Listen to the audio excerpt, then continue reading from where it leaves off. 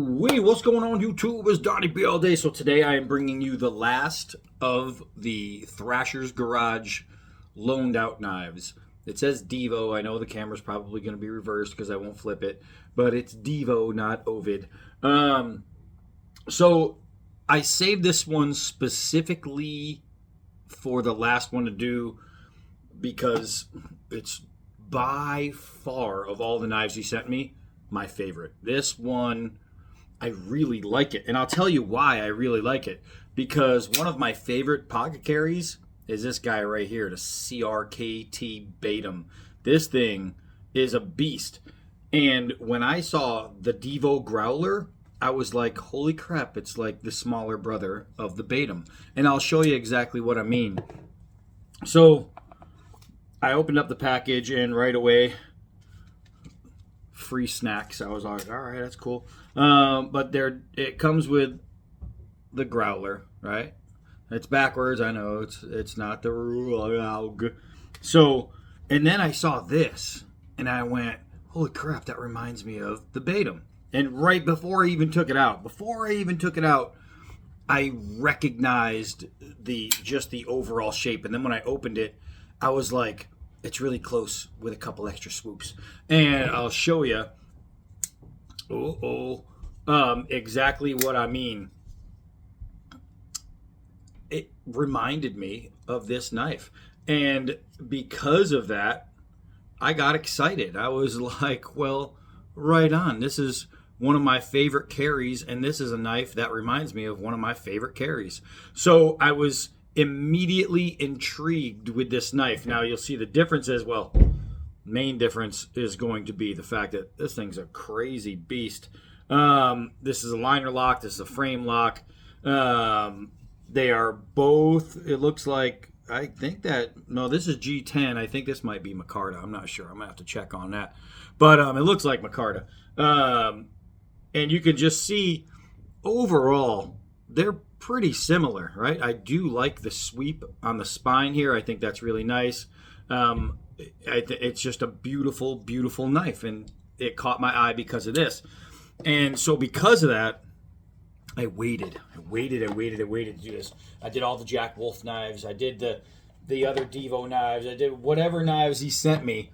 I did all those first to get them out of the way, just so I can get to this. Now, I went to Divo Knives' website, and this is no longer there.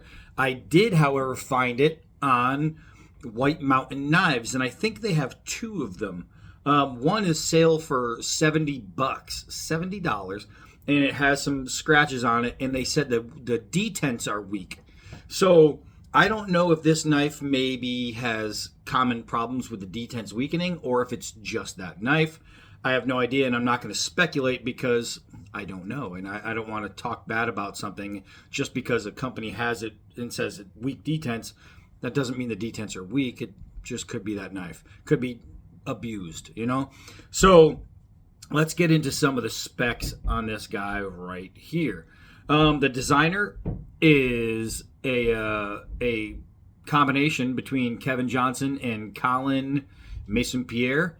The blade material is 14C28N. It's a really good blade material. If you guys don't know it, look it up. This is something that will hold an edge. And this is used, I have to brush it off, clean it off a little bit because it's got fingerprints on it that aren't mine. It is used, but it still feels pretty sharp to me. We're going to check that. It says that is stone washed finished, but on the box, so that could be just that one. This one, it says satin. So I'm assuming that it's just different from that model right there. It's probably the same thing, just different finish. Black micarta, that's what I thought. Scales. The blade thickness is a 1/12 of an inch. The blade length is 3.7 inches. The handle thickness is 0.433. The handle length is 449. It gives you a really, really good handle length, especially when you use and utilize the choil. It feels so good in the hand.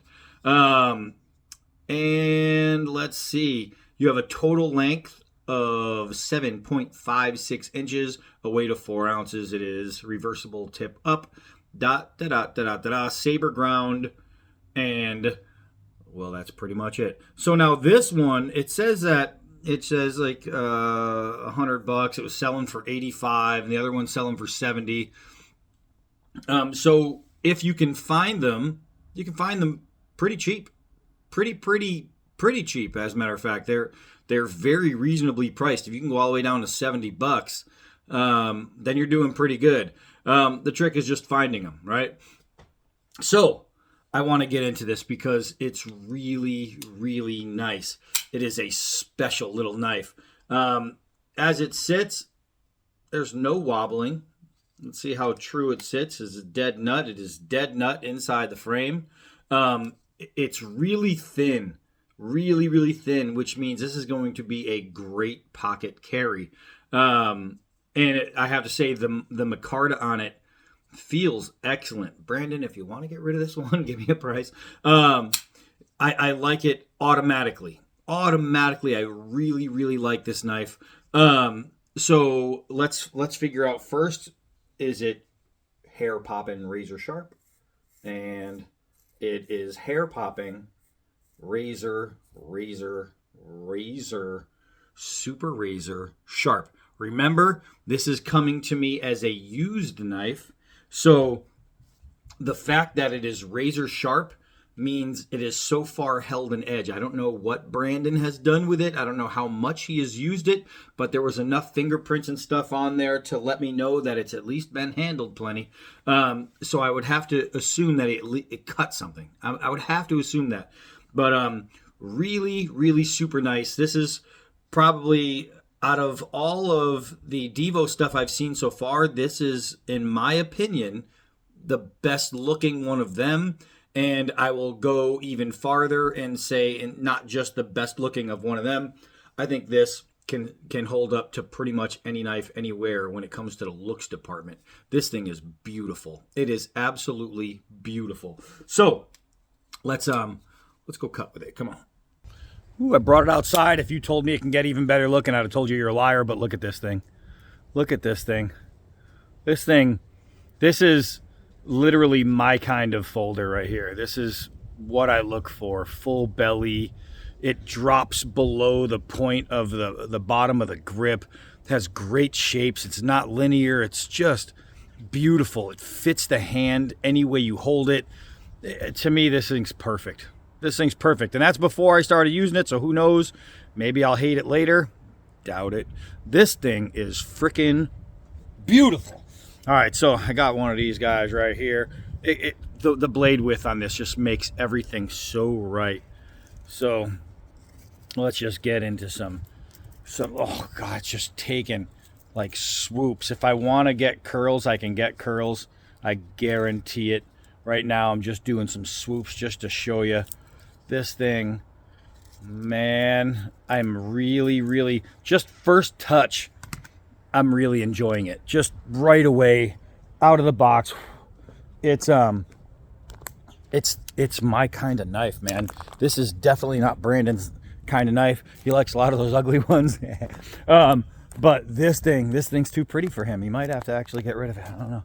So let's see if it's as pretty using as it is holding. And I totally threw that too soft. All right, so I got to bring you guys a little bit lower so you can get a good look here. And perfect. Let's do a couple drop tests just to see how the bite's going to go. That's not so bad for a 4-foot drop on such a lightweight knife. The drop's dead straight. Do a couple hard downward throws and we'll see if anything shifts. See if the detent's weakened. And I'm going to the center of the log, the hardest part of the log, and this is actually a good one since I changed my stump. So far, so good. And remember, you're not using your EDC folder for stuff like hard throwing. So however somebody ruined the detents, I have no idea. But I don't know, man. I don't know. You might have had to really mess with one to do that, because This thing is, it seems to me like it's built pretty well, and I've been around a few knives. So let's see, 4 layers of belt. That's not a problem. Let's try a push cut on the 1/2-inch nylon rope, and golly, that is absolutely not a problem. I'm telling you guys, if you can find one of these, put together the money, and it's not a lot of money. These are actually really well priced right now. These are extremely well priced. But if you can find one, it's got that big round tip, so it's actually going in, and I made a nice cut in the tire, but I'm not going all the way through because of that. It's just the style of tip it is. Does that make it a bad knife? No, it just means your ex's tires are safe for now. Let me just trip on something real quick, and we'll get over here and we will see how the plastic netting does. Now, we had one of the knives in the group fail so far. It wasn't from Divo, but one of them couldn't handle the plastic net cutting, which was crazy to me because I thought it would have been the best one. Just goes to show what this stuff can do. So let's see.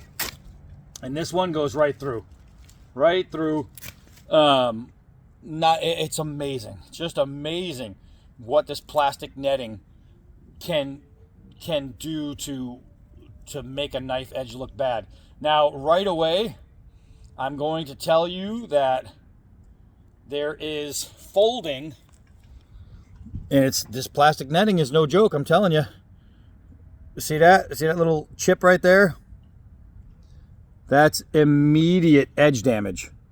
Immediate edge damage. And that's on some pretty hard stuff. Now I can feel a little fold going all the way through this. All the way through the knife. Let's get rid of that scam likely phone call coming through. But 100% there is edge damage. Now this edge is super fine, and this is why when I design knives I don't have a super fine edge on them. Just because that happens. That happens. This is really good steel. It really is. It will hold an edge, but if it's razor sharp, there's a good chance it might take a little ding or two. This stuff is pretty hardcore, and it showed it. Does it do that to all the knives? No. So maybe this one's just really super fine in the edge, but it's still slicing through the soccer ball. And let's continue. So I am surprised. I'm not going to lie to you. I am really surprised that it took edge damage, because so far it may be the first one that took edge damage on that. Okay, some of them have failed on that, but they haven't taken edge damage. So that would be a first there. Damn dogs! I gotta keep covering stuff up because they're jerks. All right, so I'll finish that later. Let's get to this. Let's get over here and do the old kindling thing. Yeah, I'm really surprised, and I mean really surprised on the edge damage. That one caught me off guard. I was not ready for that, but this is why we do the testing, because we got to see. I'm going to see if I can't take some of that out. I don't want to ruin his edge, like by making it, well, I mean, it's pretty chunked up at this point. Right here, I don't know if you can even see it from the light. Right here is a good chip, and right here it's just all chunky. You can feel it with your fingers. It's just really rough, but it's fixable. It's definitely fixable. Let's see. We'll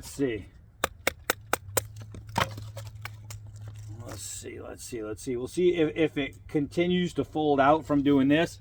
Then it may be a heat treat issue. It could have been a failed heat treat, but there's no warping or anything like that. So let's just go ahead and test. And this is why we do it, guys. This is why we do it, because, you know, inquiring minds want to know, you know. And the last one, I had zero, and I mean zero issues with that knife. Yeah, this one, the only real issue is in the edge. And let's see, I'm trying to figure out if this is a warp or something right here. I think This is my opinion. I think this one escaped the heat treat with a flaw. That's what I'm guessing. And so far, the other Divo knife I tested, the heat treat was really well. It was really, really well done. This one right here feels like a little bubble. It feels like it. I can't see it, but I can feel it in my hand. You can't, normally you'd see the bubble when you do this with the light, but right here, just there's something about it that feels weird. Right here, it took the chip. Right here, it's just a little bumpy. It's a little grindy right there. So my guess is that when this got a heat treat or during the tempering process, something just missed. And that happens. You can have a company that gives you great heat treats and then all of a sudden get a lemon. Cold steel is notorious for it. You get a lot of cold steel knives that will bend on you because of poor heat treating. And it just happens. It's just one of those things. Is it a fun thing? Are you happy when it happens? No, not really. Not really. It kind of sucks. But I'm going to go ahead and see if I can't fix his edge. The problem is if the heat treat is bad, then that will keep happening. That will just continue to happen no matter what you do to resharpen. I can feel something right here. And it doesn't even feel almost like a warp. It almost feels like I don't know, like it's not even somehow. Like there's a dip in it, you know? So it's kind of hard. Now, I don't want to say anything bad about the knife, but again, you go into these and you have to be very honest. Because people are, look, see right there? See how there's like a bow in the light? Right there. That's where it is. That's exactly where it is. So there is a fault in this knife. It's good steel, it's good materials, it's well built, but there's something wrong in the heat treat. It has to be the heat treat because the steel itself, if heat treated right, this steel is phenomenal. It's really good. This one just got this one just took a bad spot. You know what I mean? That's it. It just, for some reason right here, isn't heat treated perfectly.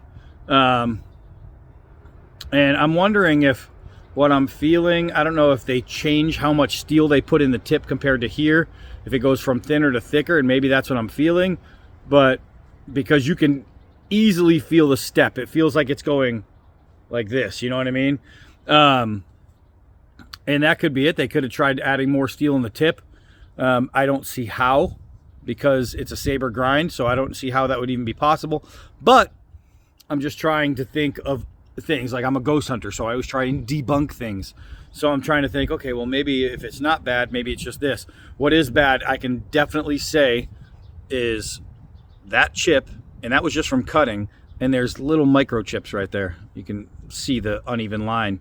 So from here to here, the edge went bad. From here to here, something's going on. I don't know what. I'm not going to make this a knock on Divo Knives, because it could just be, uh-oh, better get Mako. One of those things that just freaking happens. So the knife design itself, I really, really love this. Really, really love this knife design. I'm extremely disappointed in how it turned out. I'm going to try, and I don't want to go too much and take that chip out. Maybe, I don't, you know what, maybe they're warranted. He has a warranty and he can get that fixed for free, and then I don't have to. But I will talk to him and see what he wants me to do, because this is a fold right here. It's a chip and a fold. So if I try taking that out, I'm afraid that I might have to take material out of here, and I wouldn't want to lose material on his knife because it's his knife. So that being said, do I like it personally? Yeah. Can I recommend it? I can't. Luckily, I think they're really hard to get right now anyway, so you might not have to look for one. But the Divo Knives Growler, it's one beautiful fail. Beautiful fail. And I'll tell you what, I guarantee if I tested another one, it probably wouldn't have happened. It may just be this one. I don't know. But that's it for this one. I am Donnie B all day. Sad, but I am Donnie B all day. Until next knife.